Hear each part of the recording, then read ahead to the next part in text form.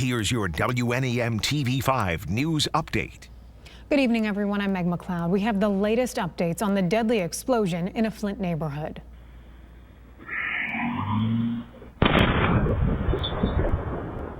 Nobody in the neighborhood knew what was going on until we seen the big mushroom cloud and the big burst of flames. A man relived the explosion that happened at a home just 3 blocks away on Hogarth Avenue. The blast was felt all over Genesee County. It claimed the lives of a 4-year-old girl and a 55-year-old woman. 2 others remain hospitalized, and we don't yet know their conditions. It's just horrible. It was gut-wrenching hearing a mother scream for her children, being engulfed in flames in a home. Authorities are still working to determine the cause of that explosion that caused major damage to 3 homes that were fully engulfed. About 20 other homes sustained damage, including broken windows from debris being thrown into the air. A 68-year-old man is dead after a combine fell on top of him.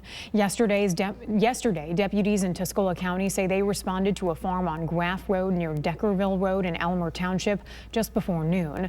The 68-year-old man was dead. The sheriff's office believes the victim was trying to change a tire and the combine fell off its support. And now here's Brian with a look at our forecast. Thanks very much, Meg. After a couple of cold days here in mid-Michigan, including today, albeit with plenty of sunshine, we're now finally poised to see some milder readings take us closer to the Thanksgiving holiday. And in fact, your travel weather for tomorrow generally looking good as well.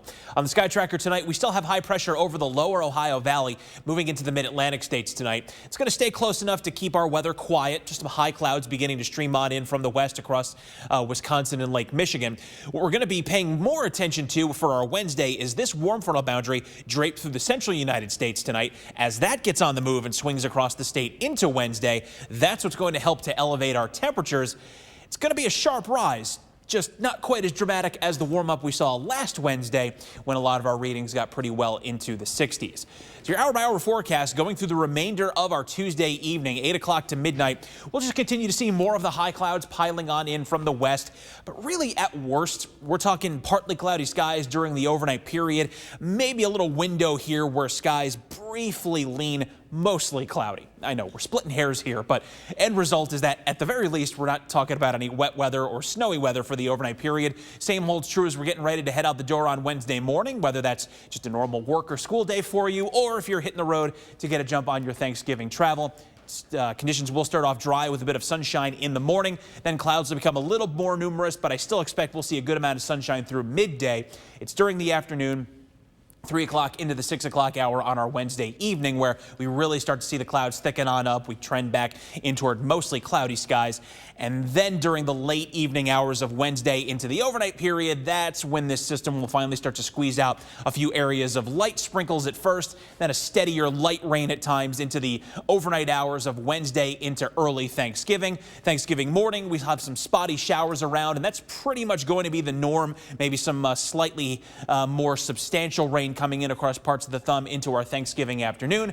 Then temperatures will cool quickly into our Thursday evening, meaning by Thanksgiving night, we'll likely see a changeover to some snow showers. It's not going to be a steady all day long kind of precipitation for Thanksgiving, but trending a little bit more unsettled than it originally looked.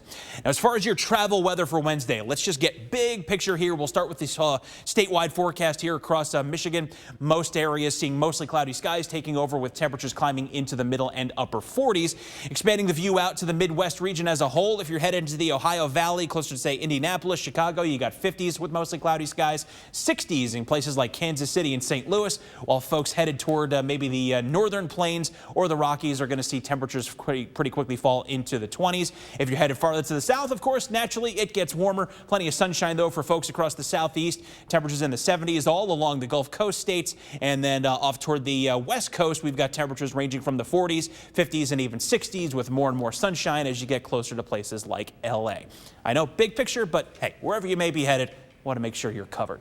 29 your low temp, that is, for tonight. Partly cloudy and, of course, not as cold as it was on Monday night. And then in your First Warn5 7-day forecast, we go to a high temp of 48 for Wednesday with clouds on the increase. Spotty showers on Thanksgiving Day with some snow showers taking over late, high of 45. And then a much colder day for shoppers on Black Friday. Morning snow showers with a mix of sun and clouds, high of 33, and staying in the 30s for the remainder of the holiday weekend. Remember to tune into WNEM TV5 on air and online 24/7 for the latest news, weather, and information.